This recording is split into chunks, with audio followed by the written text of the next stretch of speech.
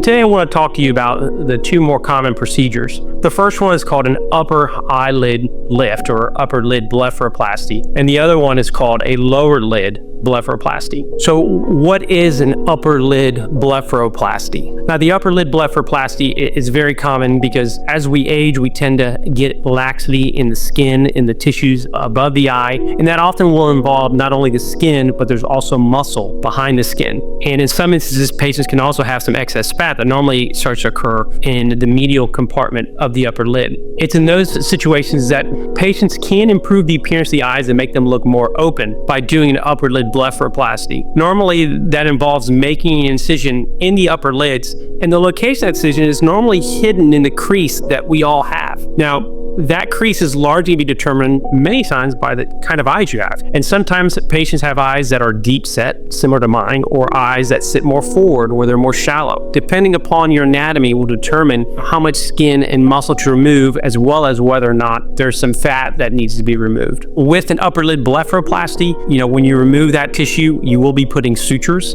in the skin, and the suturing techniques can vary, but at the end of the day, there will be some sutures that ultimately need to come out. What to expect when you're recovering from an upper lid blepharoplasty? So normally everybody's going to have some swelling. Occasionally, some people can have extra bruising. However, bruising should be fairly minimal. You're normally going to have an incision that goes across the upper lid and may extend out to here to the side. That will have sutures on it. So long as there's no significant oozing, normally you're just going to be cleaning the area very gently with some hydrogen peroxide. Obviously, try not to get that into your eye, and then putting a very small amount of antibacterial ointment to help the skin while it's healing.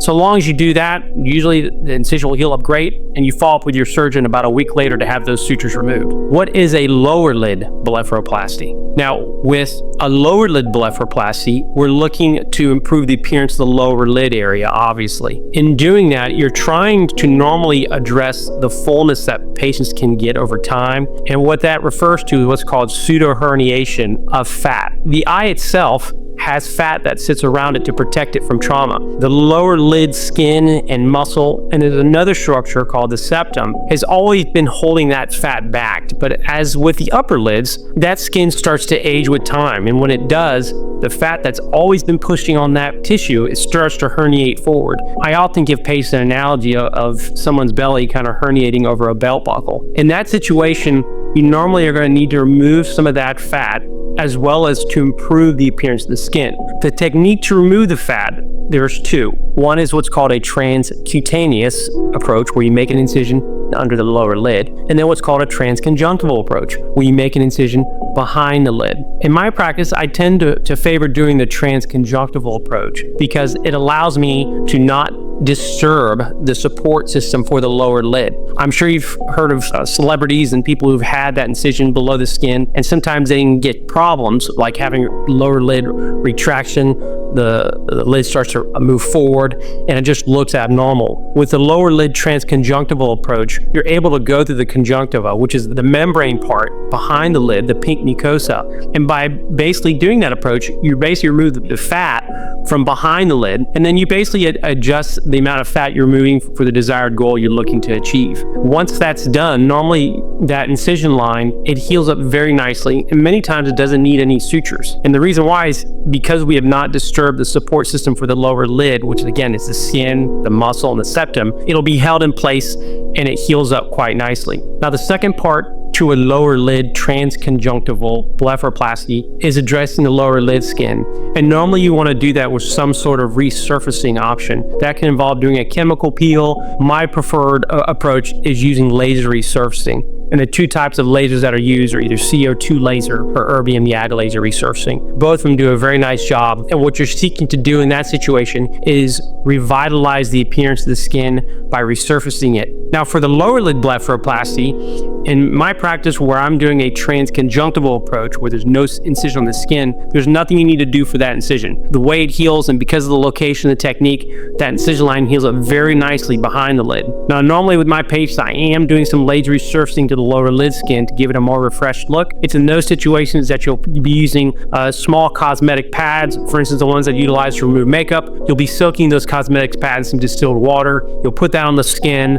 you'll gently remove the old ointment that's on there and put on new ointment. You're normally doing that about every 4 or 5 hours. And then as I'm following in your post-op recovery, I'll transition you from being on an ointment to more of a moisturizer. That transition period is normally around 5 to 7 days. The recovery is not painful. It's more soreness with the lower lid resurfacing. It tends to feel like a fairly intense sunburn for about 24 to 36 hours. But then after that, it's just more soreness and having to deal with the ointment. Can you do your upper and your lower lids at the same time? The answer to that is yes.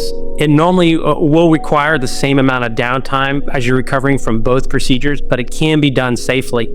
So what are some of the reasons for considering doing an upper or lower lid surgery? The number one factor is that you just feel like your eyes look tired, and that can involve the upper lids as well as the lower lids. More commonly in the upper lids, patients are going to have excess skin that's hooding over. I know it can be a problem for women who are trying to put, I think it's eyeshadow on that area when you're putting makeup on.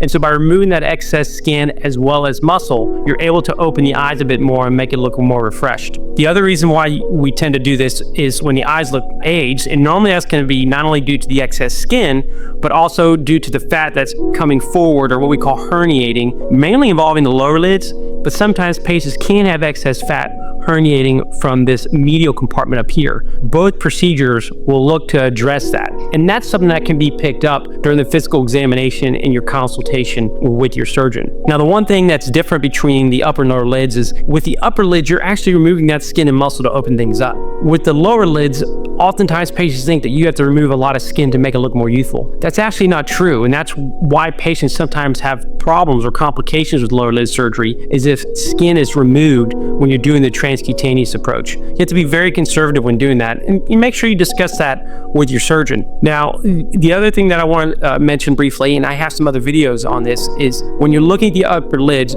don't forget to think about your brow. As we age, just like in the lower face and neck area, we have descent and we have increased elasticity of the skin. Well, with time, the brows begin to descend, and when that happens, it can make the eyes appear aged and tired. So if that's not something that you discuss with your surgeon, many times I'll bring up the patients to point that out, because you want to take note of that, of elevating the brows in conjunction with the upper lids. And I'm sure you're wondering if that can be done at the same time, and that is absolutely true, it can be. You could certainly opt to just do one of the procedures, which I would recommend doing a brow lift, but before doing an upper lid blepharoplasty. So there are a lot of different options that are available to you as the patient.